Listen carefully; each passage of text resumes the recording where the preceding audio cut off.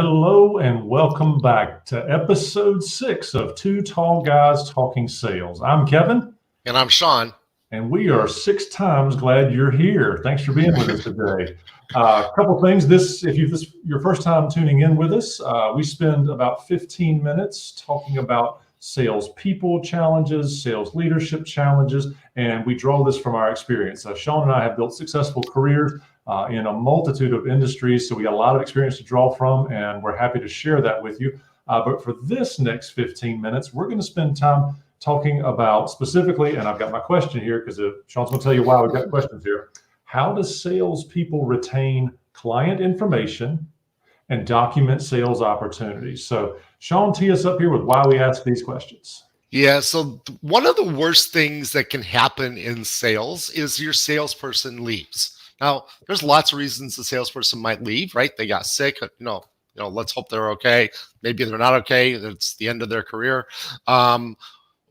Maybe they just got frustrated. They went to somebody else in your industry or somebody outside your industry, whatever. So you want to always make sure that you are documenting everything that's going on and you have a good ability for that new sales rep. And sometimes that sales person is being promoted into a different role in the company, and they don't want to spend time, this is what's going on in that account. This is what's going on in that account, right? So you need that good documentation to be there. It's important to gather that along the way because you're trying to remember it, after the fact is a pain. Yeah, so my red flags just went off like crazy. Not because of what you said, it's because I see this challenge so much with businesses. Let's take a real world example. Let's pretend, and I'm sure this would not happen in any of the people listening to your businesses, but let's just pretend for a minute that somebody's using email, right? Gmail, Outlook, and they've got contacts there. And maybe they use one of those Android phones where they've got a separate list of contacts that's not synchronized. And maybe they also use an email platform like, MailChimp or something. And then they've got a CRM that got synchronized late, but didn't push all their contacts over there. Now, what I've just described is fairly common, right? Very common. And yeah, I'm going to add another database. Then there's a support person in the company, and they're using a different tool to track phone calls and warranty issues and whatever that might be, right? Yeah, and that's completely separate from marketing as well. Yeah, exactly. But it's good to call these things out because these are real things, real places where data lives. So the purpose of us talking about how do we capture client prospect information and then track it against opportunities is really important because we've just identified 6 or 7 places where this data can live. So now it's really important in this digital age for us to be good information managers. Now, please don't stop listening. I'm not here to talk about database management here. What we're talking about here, though, is good data health. Why? Because it drives revenue. And that's why we're all here, right? We're all pushing that top line and trying to keep some left over on the bottom line, right? Exactly right. And it's also good. So a lot of our companies are relatively small. They are very founder-led in a variety of their disciplines. And that founder may at some time want to leave that company, or maybe, they don't have a choice. They have to leave the company, and they want the company to continue past their time. If all of the information is spread out everywhere, the value is significantly reduced because now nobody knows what's going on. Everybody's confused. Everybody's lost, right? So having a good place to save data, keep data around, and it's not just about CRMs. It's things like Dropbox or Box or whatever that you can save data in. It's good use of note-taking tools if they're not in a CRM, perhaps OneNote or Evernote or some tool like that. So there's lots of ways to make sure that you are saving data about your client history, about your interactions with your clients, and making sure that it's able to be used and reused. Completely agree. And if you haven't caught episode 5, our last episode, we talk about having a defined sales process and CRMs and why that data that Sean just described goes with different stages of opportunities and then follows the opportunity until the time that prospect becomes a customer or the customer becomes a customer again, rebuys from you. We want to establish those relationships. But data health and data cleanliness, don't let those terms scare you. Those are really important terms for anybody who has responsibility to customer relationships or management, because that data becomes how you grow and lean in and scale your operations, your business. So, but let's take that data from the customer standpoint, but let's also relate it to the other part of this question. And that's how do we document the sales opportunities with data? So Sean, I'm going to tee you up here. I'm going to say custom fields and standard fields. Go. There you go. So standard fields, just about every CRM system. By the way, CRM is a tool that helps you manage customer relations, right? So CRM as a software product is just a tool. The thing that you're trying to do is manage that customer relationship. So there are certain standard tools that just about every CRM or contact database has: name, address, zip code, phone numbers, email addresses, a couple other things that are just pretty standard across the board. And then there are the things that are unique to you as a company. To what do I need to keep track of? What industry are they in? Perhaps I need to keep track of who their competitors are. Maybe I have to keep track of their annual report information. Whatever the case may be, things that you might have to keep track of to make sure you satisfy your customer. But you need to have some custom fields capability. Just about every CRM on the planet now has that capability of adding custom fields. But you need to be really careful about required fields. I'm going to tell you a little secret. Salespeople are inherently lazy. We don't want to do anything that doesn't add immediate value to us, even if it adds value to somebody else. So you need to be kind of careful on required fields, on how many required fields. So I've literally worked for companies before where I've walked in and they have 100 required fields on a new customer, a new company. That's a lot of required fields that have to get answered right up front. And what happens is, well, I don't know, because it's a brand new client. We don't know yet. So therefore, if we don't know, we put I don't know or NA or whatever. And now it's just junk from that point on, because nobody goes back and fixes that because it's satisfied that requirement, right? Of getting that client or that customer field, that custom field filled out.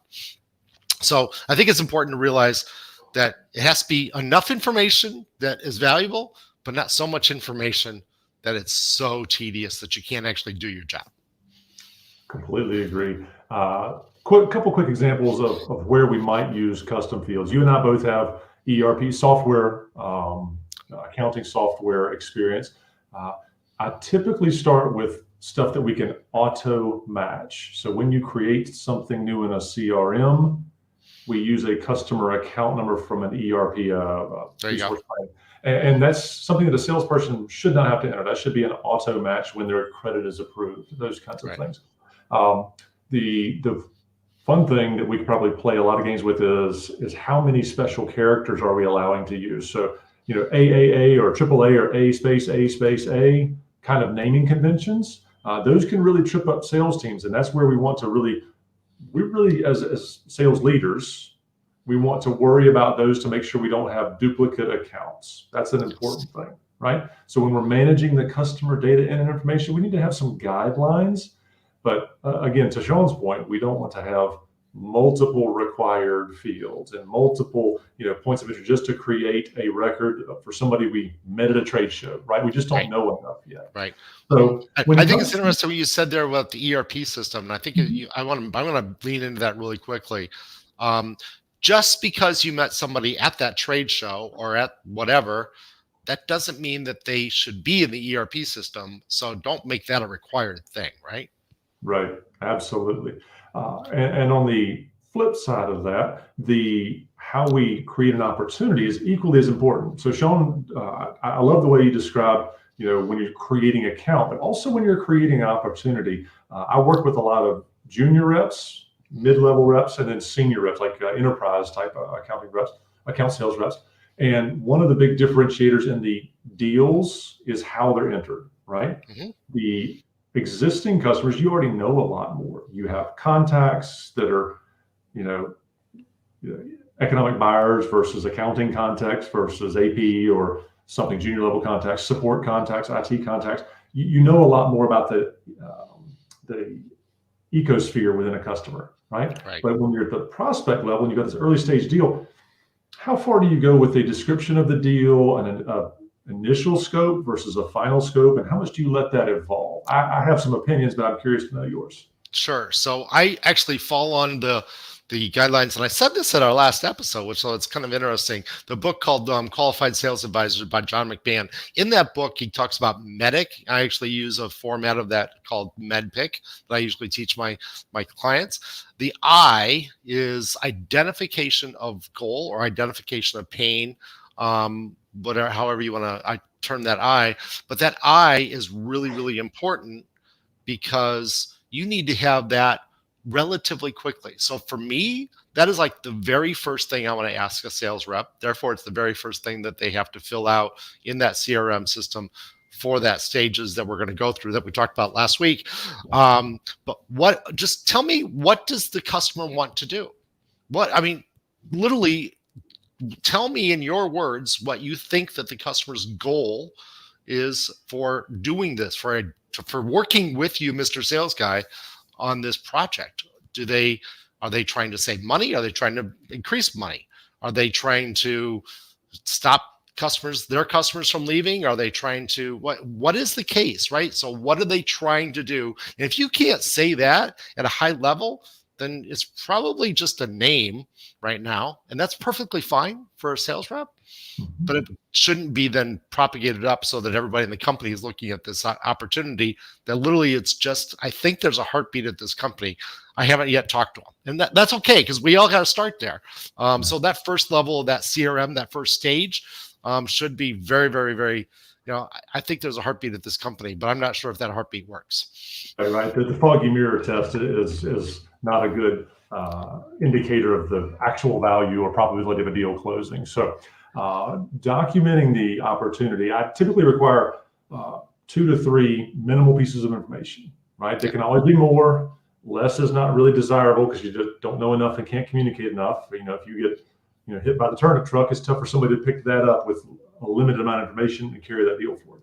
But definitely the person you're talking to in their role, so who, and your hypothesis at least of what value they're trying to buy, right, or what they could potentially use from your market basket, right? Why have a sales call? Have a hypothesis. It's in my mind, limitedly different from a prospecting call. What hypothesis do you have for a reason when they pick up the phone to talk to you? Why should they even talk to you? If you don't know that, we need to revisit your value proposition for a reason to outreach there first before we talk about any other opportunities. And a lot of times, if you don't know that one thing, sorry to interrupt you, I apologize, but I didn't want to leave it because we're running tight on it, close to our 15 minutes here. If you don't know that one thing, that is a good reason why that prospect is quote unquote ghosting you or caspering you, because you don't know why they want to do anything, and they don't know why they're actually talking to you either, because people will reply back if they know that you're trying to buy something for a good reason. Absolutely. So I think the takeaway from today here is that there's a lot of opportunity to manage deals more effectively, right? This is the kind of thing that Sean and I wrestle with every day, every week, every month with our clients. We talk about, process, cadence. I talk about medium and method, meaning, do we text them? Do we email? Do we call? How do we communicate our value proposition? So when we're talking about capturing data about customers and prospects and managing data, therefore, all the way up to and through the opportunity, there's a lot of opportunity for you as a CEO, COO, sales leader, or salesperson to manage data better. So if you've got some questions like that or similar ones, I think Sean and I would like to talk to you about how we can help you build a better mousetrap. I agree 100%. So I'm going to wrap this up now. And maybe at the end, after I wrap up, you can tell them what we're going to do for episode 7 in a week. But anyway, for this episode 6, so we are doing 10 questions that are in what we call our sales agility assessment. So this is an assessment that Kevin and I will give to a client prior to them becoming a client, so we can kind of figure out, does it make sense for us to engage? Does it make sense for us to work with you? If you answered the right answer for all 10 questions, then we have to say, well, maybe we can't help you as much as if you answered all of them wrong. It's important, though, that you understand why they're important. That's why we are doing this session here. We're going to do more of these. We're going to do these every week, 4:30 on Tuesday. So please come and listen in. When we get done with those 10 questions, we hope to have a lot of other questions that we can then talk about. We have a couple in our heads, but we would love to hear from you. Please put in a comment down below what questions you might have that we should address in a future episode of Two Tall Guys Talking Sales. Absolutely. Kevin, what are we going to do next week? Good. Glad you asked. So we're episode 7, lucky number 7, and we're going to talk about not luck, but actual compensation plans, and are they ready to roll out before January 1st? Because every year you need to update your compensation plans. So look for that next Tuesday at 4:30, and we'll talk about money and how you pay people effectively. That sounds like fun. Thank you very much, everybody. Look forward to seeing you next week.